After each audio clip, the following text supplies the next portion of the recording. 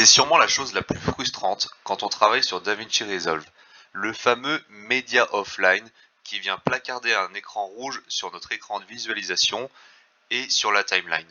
Impossible d'éditer la scène sans voir ce qu'on fait, impossible de deliver un fichier correctement ou de faire le rendu de ce fichier. Comme son nom l'indique, Media Offline signifie que le média est hors ligne, il n'est plus disponible. Bien souvent, c'est dû au fichier source qui a été déplacé ou alors même supprimé sur votre PC. Si jamais DaVinci ne peut pas aller piocher là où est situé le plan, en l'occurrence moi plan-drone.move, s'il ne peut pas aller piocher dans le PC, là où il se trouve, alors il va mettre Media Offline et il ne pourra pas le lire. Il faut savoir que DaVinci lit en permanence les informations que vous avez importées dans le projet. C'est-à-dire que si vous voulez lire votre plan drone.move dans mon exemple, il va le lire directement à partir du disque où a été enregistré le fichier. En l'occurrence, moi sur mon bureau, dans mon dossier qui s'appelle Production J, dans Export et dans Timeline. Voilà, je sais que mon fichier plan drone.move se trouve à l'origine ici. Pour résoudre ce problème, on va aborder deux solutions qui couvrent 99% des cas de Media Offline dans DaVinci Resolve.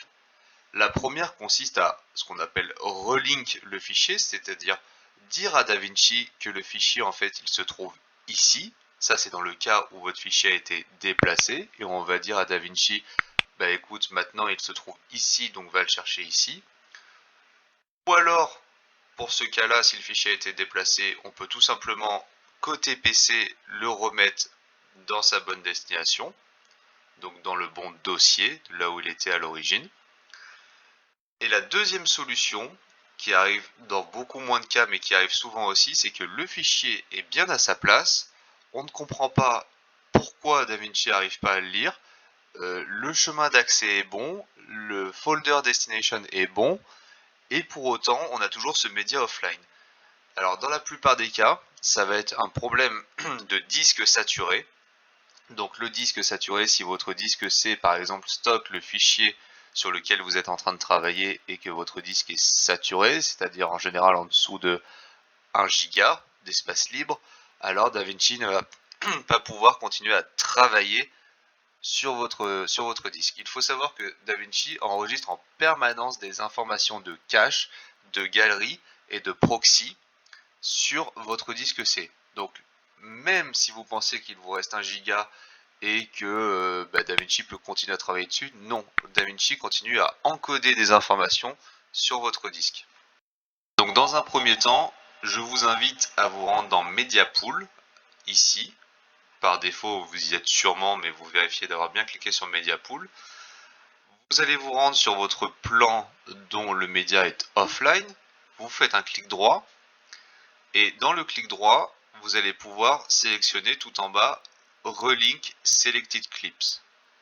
Une fois que vous avez cliqué sur Relink Selected Clips, il y a le Select Source Folder qui s'ouvre et vous allez pouvoir aller chercher votre fichier directement sur votre PC et vous sélectionnez juste le dossier où se trouve votre plan et vous faites sélectionner un dossier.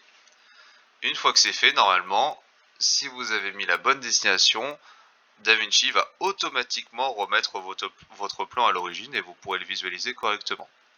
Si c'est toujours pas le cas et que vous êtes sûr de votre destination, vous enregistrez votre projet, vous fermez DaVinci, vous le réouvrez et normalement vous verrez votre plan sans l'erreur de Media Offline. Si c'est toujours pas le cas et que DaVinci ne vous remet pas votre plan et votre visualisation correctement et que le Media Offline apparaît toujours, alors il s'agit très probablement d'un espace disque saturé, que ce soit votre disque C, D, E, n'importe lequel. L'endroit sur lequel DaVinci travaille, et non pas forcément l'endroit où se trouve le plan, mais l'endroit où DaVinci travaille, est saturé, c'est-à-dire comme je disais tout à l'heure, DaVinci enregistre en permanence des informations et encode en permanence de l'information sur votre système. Donc pour ceci, on va se rendre dans l'onglet File en haut à gauche, puis Project Settings. On peut voir dans Project Settings que si on descend tout en bas, alors on se met bien sur l'onglet tout à gauche Master Settings, puis on descend en scrollant le plus possible et on se rend dans l'espace Working Folders. Working Folders, littéralement, alors si vous l'avez en français, vous comprenez tout de suite, mais ce qui veut dire les dossiers de travail. Donc, c'est là où DaVinci va enregistrer tout son travail, tout ce qu'on appelle le cache, c'est-à-dire la mémoire en attente, tout ce que DaVinci sauvegarde en parallèle pour vous garder le maximum d'informations, pour lire vos fichiers, pour faire l'étalonnage, etc., etc. Et on peut voir que les proxys sont générés à un certain endroit, les cache files aussi, les galeries aussi. Et cet endroit peut différer de l'endroit où votre projet se situe. Si votre projet se situe sur le disque G, par exemple, votre proxy, votre cache, votre galerie peut très bien être enregistré sur le disque C. Donc moi je vous conseille toujours, avant même de commencer votre projet, avant même de commencer votre montage, une fois que vous êtes dans Project Settings et que vous avez mis votre Timeline Resolution, si vous voulez travailler sur du 4K, du 1920 par 1080, les images par seconde, etc., n'oubliez pas de descendre tout en bas avant de commencer votre projet et de choisir l'emplacement où vous voulez générer vos proxys, vos caches et vos galeries.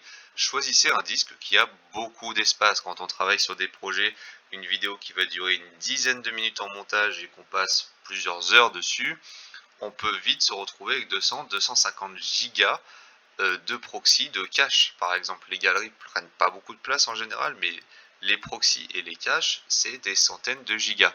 Donc veillez bien à paramétrer avant de commencer votre projet.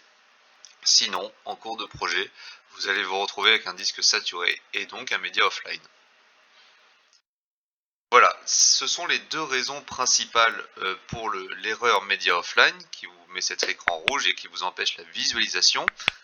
C'est de 1 fichier qui a été déplacé ou supprimé sur votre ordinateur. Donc deux solutions pour ça.